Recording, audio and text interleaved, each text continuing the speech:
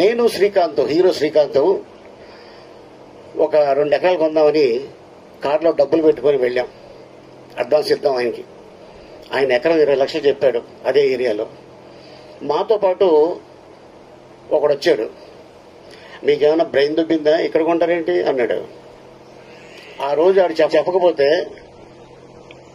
అప్పుడు 20 లక్షలు ఎకరం, ఇప్పుడు అదే ఎకరం 80 కోట్లు. ఆయన్ని తీసుకెళ్తాలో 80 కోట్లు పోయింది మాకు. అందుకని భూమి కొంటున్నప్పుడు మీకు ఆలోచన వస్తే డబ్బులుంటే కొనేయండి, ఎవరికి చెప్పొద్దు.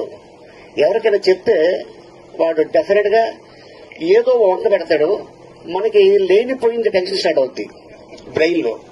సో అందుకోసం అంటే నేను ఎందుకు చెప్తున్నానంటే